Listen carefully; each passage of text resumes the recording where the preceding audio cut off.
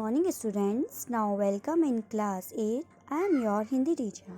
Today I will teach you chapter first भाषा लिपि और व्याकरण.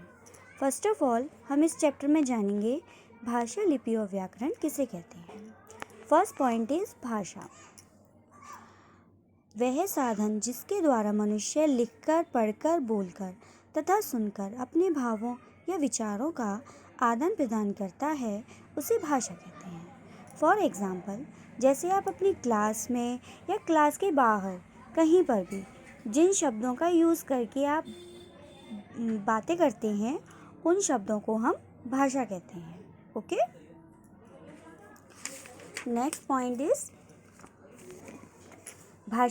भाषा के दो रूप होते हैं, मौखिक भाषा और लिखित भाषा. मौखिक भाषा किसे कहते हैं? जो वह भाषा जो हम अपने मुख के द्वारा बोलकर अपने विचारों को आदान प्रदान करते हैं उसे हम मौखिक भाषा कहते हैं. फॉर एग्ज़ाम्पल, दूरदर्शन, दूरभाष, वायरलेस, रेडियो, वार्तालाप, गायन आदि. लिखित भाषा किसे कहते हैं? वह जब व्यक्ति अपने शब्दों को लिखकर यानी कि अपने विचारों को लिखकर आदान प्रदान करता है उसे हम लिखित भाषा कहते हैं. फॉर एग्ज़ाम्पल, समाचार पत्र, पत्रिका, पुस्तक, दस्तावेज, लिखालेख आदि. नेक्स्ट पॉइंट इज भारत में बोली जाने वाली भाषाएं मुख्यतः दो भाषा परिवारों से संबंधित रखती हैं.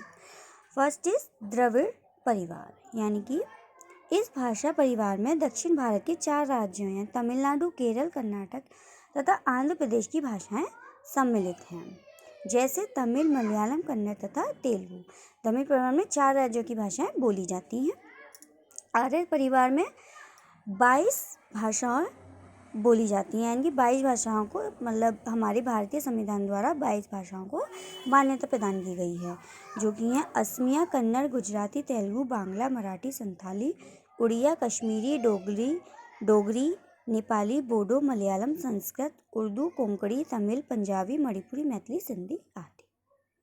और ये सभी हम सबको ही पता है कि हिंदी हमारी राष्ट्रभाषा है और ये इन सभी क्षेत्रों में बोली जाती है, जैसे हिमाचल प्रदेश, हरियाणा, दिल्ली, चंडीगढ़, उत्तर प्रदेश आदि. नेक्स्ट पॉइंट इज दक्षिणी हिंदी. तो यह दक्षिण भारत के हैदराबाद, औरंगाबाद, गुलबर्गा, बीदर आदि क्षेत्रों में बोली जाती है, इसलिए इसे दक्षिणी हिंदी कहते हैं. नेक्स्ट पॉइंट इज उपभाषा और बोली. उपभाषा किसी भाषा के सीमित क्षेत्र में बोली जाती है, जो कि उपभाषा में लघु कथा, कहानी, कविताएं आदि होती हैं.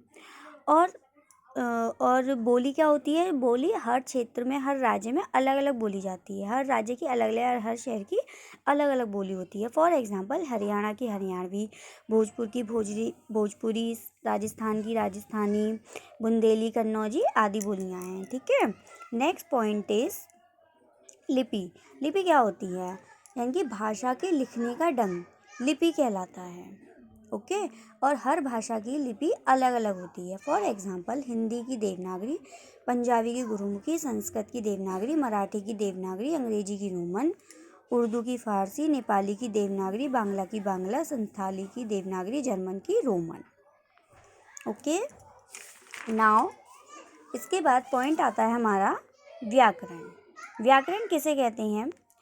इसकी डेफिनेशन दे रखी है. व्याकरण वह शास्त्र है जिसकी सहायता से हम भाषा के शुद्ध मानक रूप को बोलना, पढ़ना और लिखना सीखते हैं.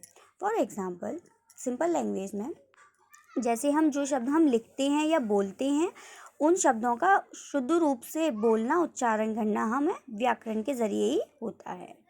तो व्याकरण के 4 भेद होते हैं: वर्ण व्यवस्था, शब्द व्यवस्था, पद व्यवस्था, वाक्य व्यवस्था. वर्ण व्यवस्था, इसके अंतर्गत वर्णों की बनावट, भेद तथा शुद्धता आदि पर विचार किया जाता है. इसमें शब्दों की बनावट, भेद तथा शुद्धता आदि पर विचार किया जाता है. पद व्यवस्था में वाक्य में प्रयुक्त शब्द पद कहलाते हैं. पद विचार के अंतर्गत पद तथा उसके भेदों तथा रचना आदि पर विचार किया जाता है. वाक्य व्यवस्था इसके अंतर्गत वाक्यों की बनावट, भेद तथा शुद्धता आदि पर विचार किया जाता है. Okay students.